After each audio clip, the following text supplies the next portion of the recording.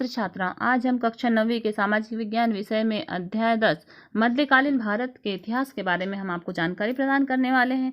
इससे पहले हमने मध्यकालीन भारत में दक्षिण भारत के जो राज्य थे उनके बारे में आपको जानकारी दिए थे। आज हम उत्तर भारत के राज्यों के बारे में जानकारी देंगे। उत्तर भारत के राज्यों में गुर्जर प्रतिहार वंश, पाल वंश, चालुक्य वंश और परमाल वंश, चौहान वंश और चंदेल वंश के बारे में आपको विस्तार से जानकारी अध्ययन करवाएंगे। और नेक्स्ट वीडियो में हम जो मोहम्मद गौरी का आक्रमण और मोहम्मद गजनवी का आक्रमण और पृथ्वीराज चौहान के बारे में और दिल्ली सल्तनत के बारे में आपको विस्तार से अध्ययन करवाएंगे। इसलिए आप लगातार वीडियो को प्राप्त करने के लिए इस चैनल को सब्सक्राइब करें, लाइक करें और बेल आइकन अवश्य दबाएं ताकि आपको सारे वीडियो जल्दी तुरंत प्राप्त हो जाएं। धन्यवाद। अब देखिए उत्तर भारत के कौन कौन से राज्य हैं। तो उत्तर भारत के राज्य 8वीं शताब्दी में उत्तर भारत के प्रमुख राजवंश निम्नलिखित थे।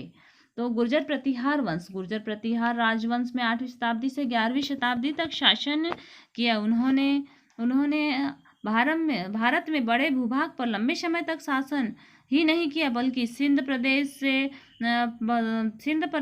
से बढ़ते हुए मुस्लिम आक्रमणकारियों को उत्तर भारत में आने से रोका। इस वंश के संस्थापक नागभट्ट प्रथम थे। इस वंश के राजाओं ने मध्य प्रदेश, गुजरात और उत्तर प्रदेश, राजस्थान के कुछ भागों पर लंबे समय तक शासन किया। नागभट्ट प्रथम, वत्सराज और नागभट्ट द्वितीय, मिहिर भोज, महेंद्रपाल आदि इस वंश के प्रमुख शासक थे। प्रतिहार का पालों तथा दक्षिण के राष्ट्रकूटों के मध्य कन्नौज के अधिकार के लिए लगभग 200 वर्षों तक संघर्ष चलते रहा। इसे त्रिराज्य संघर्ष कहा जाता है। तो कन्नौज को प्राप्त करने के लिए, कन्नौज पर अधिकार करने के लिए प्रतिहार, पाल और राष्ट्रकूट तीनों का संघर्ष चला। इसे ही त्रिराज्य संघर्ष कहा जाता है। इस प्रकार से हमने देखा। अब हम देखते हैं पाल साम्राज्य के बारे में। तो बंगाल में पाल के शासकों ने 8वीं शताब्दी के अंत में उत्तर भारत में एक विशाल साम्राज्य स्थापित किया। इस वंश के संस्थापक, तो पाल वंश के संस्थापक, पाल मतलब गोपाल, तो पाल वंश के संस्थापक कौन थे? तो गोपाल थे। कन्नौज पर अधिकार को लेकर पाल राजाओं में पाल शासकों तथा प्रतिहार और राष्ट्रकूटों से संघर्ष होते रहा।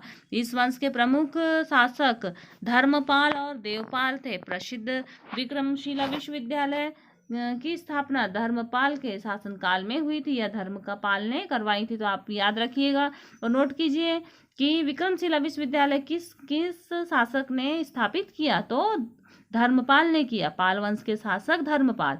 यह बौद्ध धर्म की शिक्षा का प्रमुख केंद्र था। पाल शासक शिक्षा और धर्म के संरक्षक थे।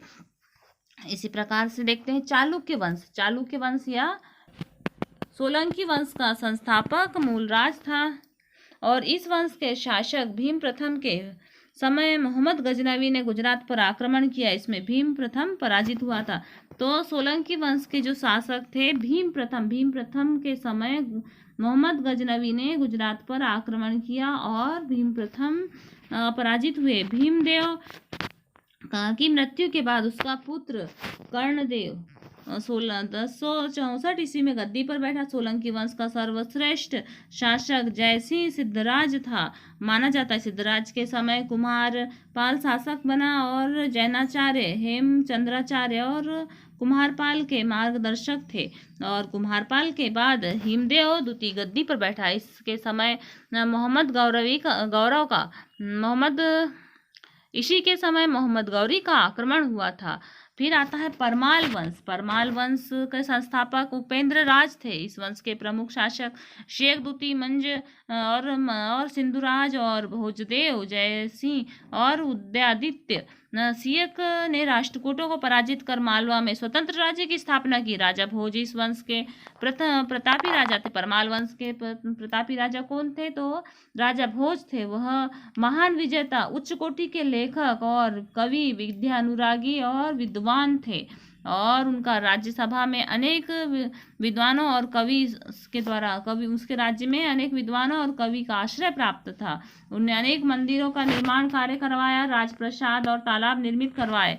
उसके समय में धार नगरी, वर्तमान में मध्य प्रदेश, धार जो जिला है मध्य प्रदेश का, वो साहित्य और संस्कृति का संगम केंद्र है।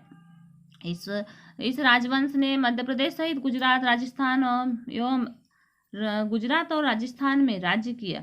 इतिहास में इस राजवंश ने अनेकों मंदिर का निर्माण करवाया। इस काल में अनेकों उच्च कोटि के मंदिर का निर्माण कार्य हुआ है। उसी समय जो भोपाल के पास में है भोजपुर, तो प्रसिद्ध भोजपुर मंदिर और भोपाल का बड़ा तालाब राजा भोज के समय ही निर्मित हुआ है। तो ये परमाल वंश के बारे में बताया। अब हम देखते हैं चौहान वंश। चौहान वंश यह जोधपुर जयपुर के मध्यवर्ती सांभर प्रदेश तक विस्तृत था। आगे चलकर यह वंश चौहान वंश के नाम से जाना गया। इस वंश का सबसे प्रथम स्वतंत्र शासक विहग्र राजदूती था। इसी वंश में अजय राज ने अजमेर नगर की स्थापना की थी। उसने भव्य राजप्रसाद और तथा भवनों का निर्माण करवाया। चौहान वंश का सर्वाधिक शक्तिशाली और अंतिम शासक पृथ्वीराज चौहान था, जिसका पृथ्वीराज चौहान के बारे में हम नेक्स्ट वीडियो में विस्तार से अध्ययन करेंगे। फिर आता है चंदेल वंश।